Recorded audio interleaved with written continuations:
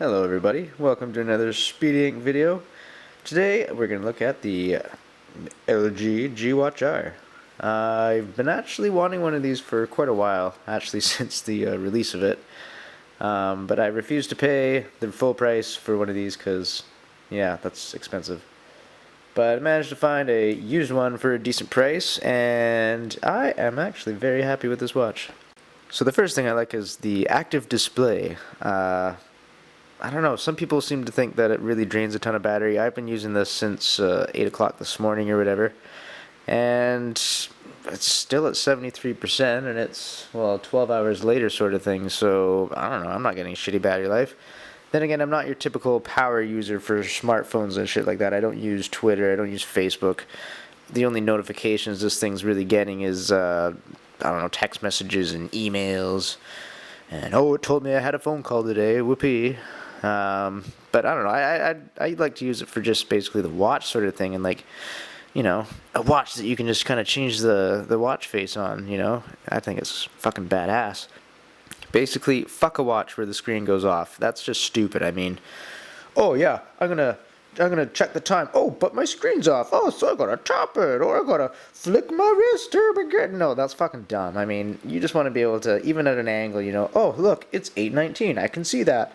You know, it's not like you want to be interacting with your watch all fucking day. You want to just look at it. You don't want to have to deal with any of that bullshit. So, for me anyway, that's my thought anyway. I just can't stand the watch off screen. I mean, I've been using, smartwatch since the Moto Active days, so it's something that you kind of get sick of looking at that stupid blank black screen. So this is really cool. I love the ambient display, and for someone like me that obviously doesn't get a ton of notifications, it's really not bad, because like I said, I've been using this all day and we're at 72%, so I seem to not have an issue with that. One thing that seems to be an issue, I don't know, I'm not sure, I guess most smartwatches would have this, but this one is, I guess it's aluminum judging by how light it is, but this thing fucking scratches easily, so don't do this when you're doing hardcore activities. I was loading some blocks at work today and I already nicked it. This is only fucking day 2, so yeah, I guess I'll be taking it off before I do that. Be careful with this watch if you want it to be immaculate. So, I don't know, what do I use my Android Wear watch for? Well, mostly a clock, because, I don't know, I kind of like watches. I've always liked watches and that sort of thing. It's kind of cool to get the step counter. I don't know, I'm not much of an active person, or, well, I'm active, but I'm not keeping track of that sort of shit, so it's not like I really need that, but hey, it's kind of neat, I guess. And, weather and all that sort of Google Now sort of shit. And then, there's the apps or whatever. One thing I feel like is the calculator thing. I mean, yeah, you could talk into the watch and get it from OK Google, but it's kind of nice to have the button so you don't look like a fucking dork when you're just trying to do a simple calculation. So yeah, that's kind of cool. Over here we got calendar somewhere. There it is. So this is, I don't know, some sort of paid calendar app, but honestly, I don't want... Let's make this a little closer. Honestly, I don't want this syncing to my phone. I don't want a whole bunch of... Actually, I don't even use the fucking calendar on my phone. I just want to know what the hell day it is, Oh, it's Thursday. Sweet, What the fuck day is the 28th on? Tuesday. Okay, sweet. That's really all I use this sort of thing for. So for that, it's pretty cool, I heard people bitching about this one because in order to get any sort of syncing, you need to pay. If you do that sort of thing, just fucking buy it, But if you're not, then... Oh, what was that? Oh. Ah, yeah, see, it's gonna say no. But yeah, like I said, I don't fucking want it for that anyway, so that works out just fine. What else do I use? No. Have not tried that yet, but I probably will. Look behind's pretty sweet, but, I'm sure you've seen a ton of videos on this already. Just shows what's on your cell phone. It's great for if you need to look at something that's not easy to get your head next to, so you can just fucking stick your phone there and, oh, that's what it says. I don't know, I'm sure there's lots of little use cases for that. Google Maps is pretty sweet. You can just ask the watch to fucking guide you somewhere, that's pretty cool. Stopwatch. Oh yeah, this is my most advanced feature. This is where you can time things. Yeah, this is really sweet, so, actually, I shouldn't be bashing it.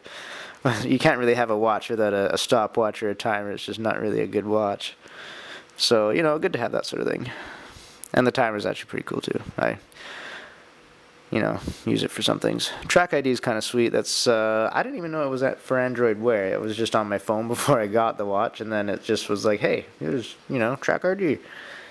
It works just like it works on the phone. Obviously, the Sony one is kind of limited in how many songs it really knows, but, you know, it'll work for any of the mainstream stuff. Just don't expect any of the fucking oddball songs to be listed in there. So that about covers, you know, what I do with it for now anyway. Like I said, I've only had it for like a day now, so don't know everything it can do, but you know, besides the texting notifications, call notifications, you know, I that's all I want. I don't need anything fucking more fancy than that.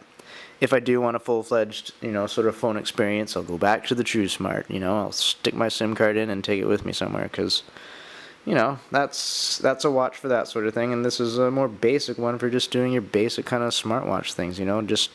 Actually, I'll be doing a video on the TrueSmart, similar to my Mono Active video, the retrospective look, or whatever the hell you want to call it. I don't know, I've got a new watch, so I got to do a retrospective video. Yeah. Actually, this watch developer, the watch face dude, I can't fucking remember his name, but just look up Navi or whatever. He makes some sweet-ass watch faces. Let it load my setting here. But, yeah, I don't know, I think that looks pretty fucking cool. And even the ambient mode looks pretty sweet. And he's consistently good at making these things. Like, here's another one by the same dude. That was pretty cool.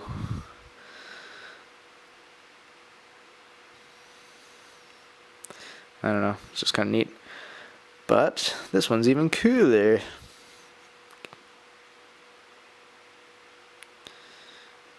Orbit.